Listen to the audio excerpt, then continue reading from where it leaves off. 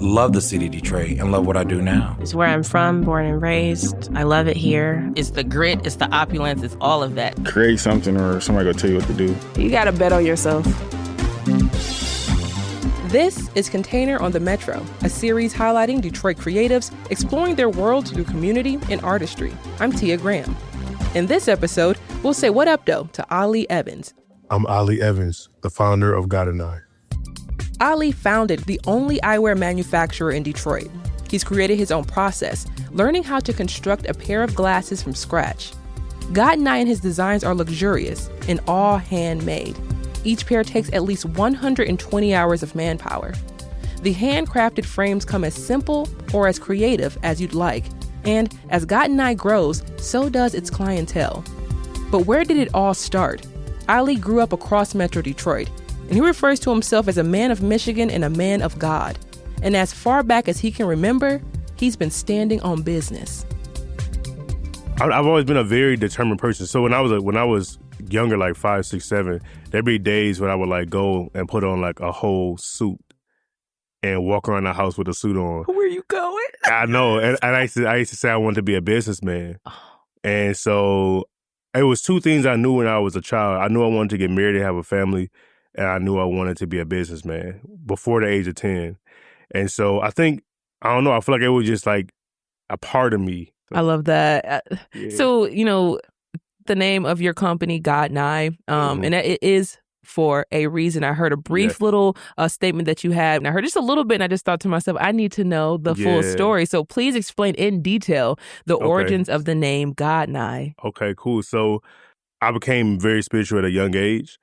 And of course, I got the idea when I was 16, so half my life ago, and wrote the idea down, put it in an envelope, mailed it to myself. I started working on the idea when I was like 21, 22, and founded the company when I was 23. So since the idea came from a dream, my business partner encouraged me to ask God for a name for the company, because it was called Prince Ali Inc. at the time. I thought it was really strange too that, I had a dream about the company. I used to feel really weird about saying that to people until I like did research and saw like the founder of Google had a dream about Google as well. The periodic table came from a dream. The sewing machine came from a dream. Yeah, a lot of like really cool inventions and ideas came from dreams. So if this is what I was given, I should ask God for a name. And so I literally sat at the edge of my bed and said, I started writing down names and like just going through like ideas, and I kind of wanted my name to be in it, so I could have my name there. I wanted God to be in it because God gave me the dream and the idea, and so I put God and Ali on paper, and then I put it all together as one word, and then I heard God and I, and when I heard God and I, it was like because God and I is for the world, and so from that point on, I spent 10 years to discover and understand what God and I was. First, I just had a name and an idea, but it had no purpose until the 10-year journey. It's one thing to have a dream or a plan. A lot of people have dreams, plans, things that they want to do, but they just don't have necessarily the willpower or necessarily the motivation, whatever it may be, to get something done and put it into motion. So talk about just, when you're young, you're 23, you're 22, you're starting to really think about putting this plan into place. For sure. It's been very challenging. So like doing this has challenged me probably more than anything else in my life. Number one, it challenged me to look at like my perspective of God and how I view God and how I thought God viewed me. And I saw that was very skewed, and it's easy to blame God for all the things that are happening in the world. So I'm like, I have to get a greater understanding of like how things work. And us having free will has a lot to do with how the world is. Mm-hmm. You know what I mean? But it's very challenging. I initially was wanting to work with the manufacturer to try to like make the product, bring it to market. Many manufacturers didn't want to make small quantities of what I wanted, and especially how like unique the designs were. So eventually I made up my mind that I was going to teach myself how to make glasses. But yeah, it's again, a very long journey. Going from like prototyping on wood to, using a saw to like getting the actual material, building international relationships with companies and getting accounts open to like get material shipped from France and hinges from Asia and lenses from Italy. So like there's like 3 countries involved just to make one pair of glasses.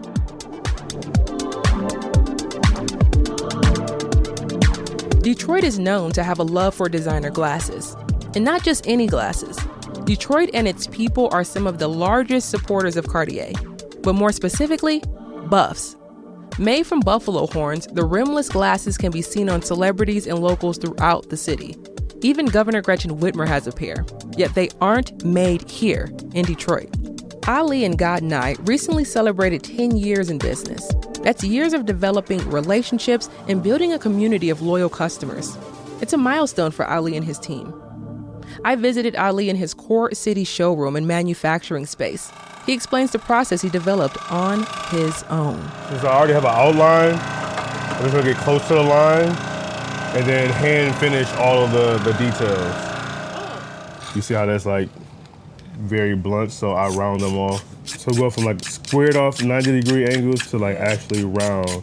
So they fit comfortably on your face, you know, behind the ear, the whole 9 yards. So all these little steps are extremely important. So it can get, you know, as custom as you like. And then Jordan over there is polishing the arms for these. Yeah, Jordan is our polishing expert. Jordan, the polishing expert. Yes. Her goal right now, so she's on a buffing wheel, and that is to remove the small micro scratches and marks from all the tooling that we had to use. And then the next wheel to her right is a polishing wheel, and that will like shine them up. I am Jordan Lynn. He calls me the lead artist. Behind him, he's teaching me how to buff, polish, honestly, the whole glasses process from start to finish. The cutting, the nose pads, the welding together. I am very excited because he has the only handcrafted eyewear brand in the city of Detroit. That's dope by itself. Even if you don't know how to express yourself now, I think God and I can help you with that. It help you see yourself, one, how God sees you, but also, you know, maybe you could bring one of your visions to life as far as glasses.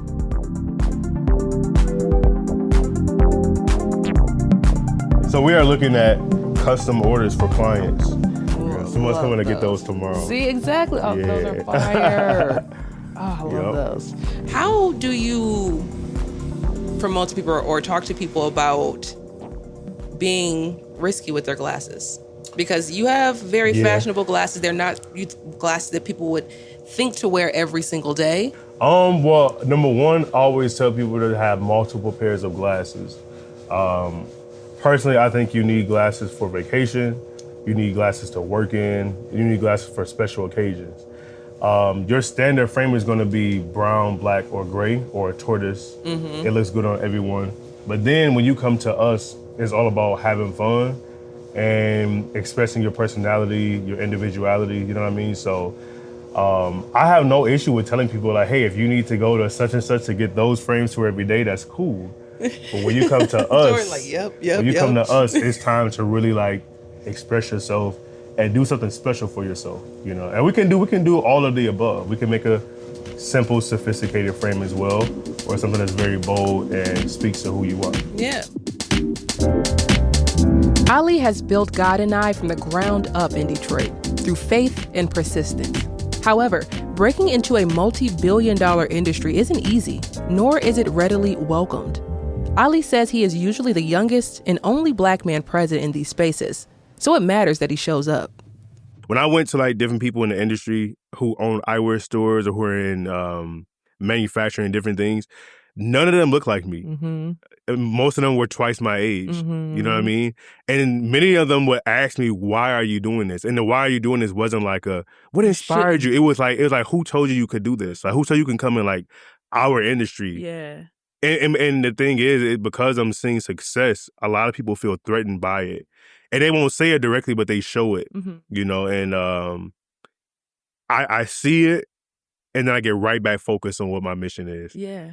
I think it's easy to get pulled into darkness if you talk about it too much, you know, or if you look at it too much.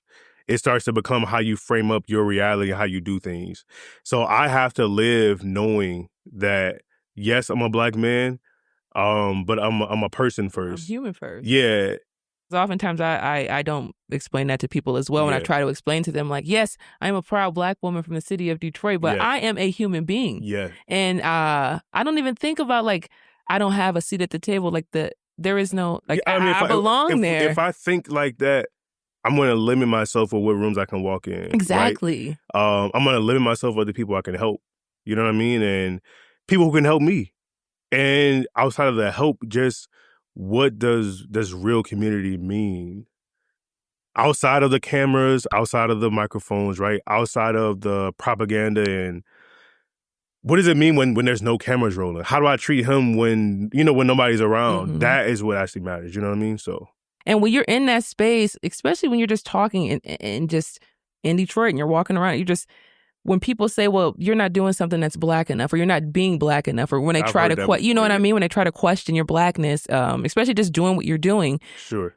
How do you counter that? Or just, once again, you don't even see it. You just keep rolling. I kind of live in my own world, you know. I try not to, even in my personal life, like even this morning, I had to meditate, right? Take a deep breath before I walk out and do what I have to do. Realize that every challenge presents opportunity, right? I have a lot on my plate to like scale this company. You know what I mean? And if I look at all the challenges every day, I won't see opportunity. You know what I mean? Mm-hmm. If I listen too much to the voices that are spewing out negative information, I won't focus on the opportunity that's there. And I think that's what life is about, is you can focus on the negative, but it's always going to drain you. You can focus on opportunity, and every situation is always going to give you more energy, give you more life.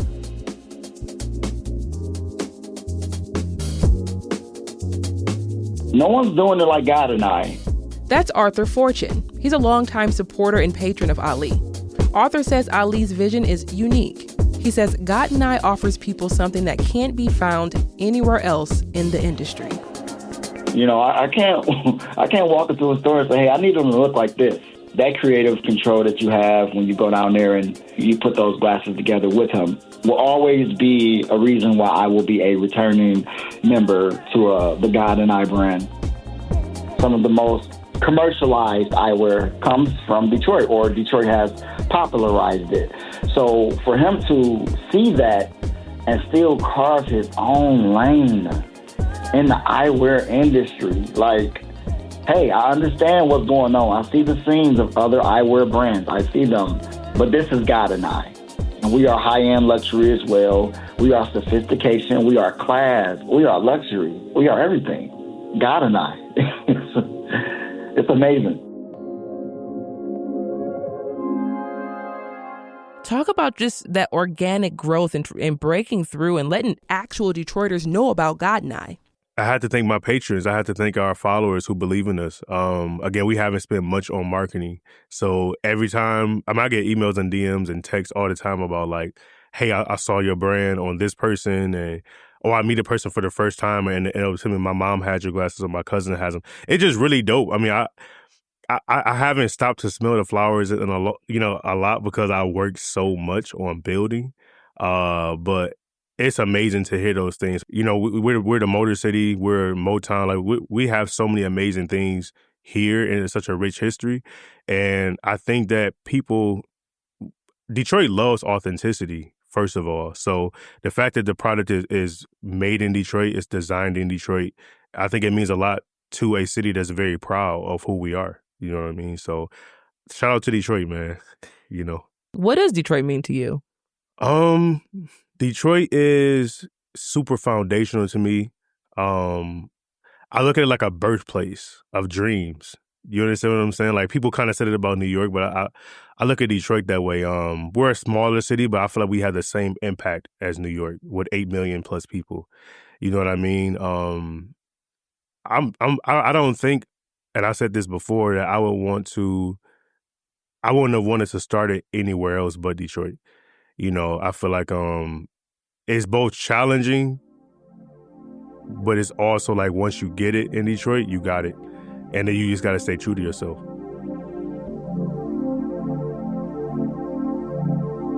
To keep up with Ali, follow him on Instagram at Mr. God and I. You can view his latest frames or schedule a consultation for a custom design at godnii.com or godneye on Instagram. Container is a project of the Love Building in Detroit in collaboration with WDET and supported by the Gilbert Family Foundation. This series is produced by Connor Anderson, Jose Yanis, and me, Tia Graham. Original music's by Sam Bobian, audio editing by Connor Anderson, and our executive producer is David Lyons. To hear new episodes every Monday, subscribe to the Metro's podcast feed on Spotify, Apple Music, and YouTube. Learn more at wdet.org/container.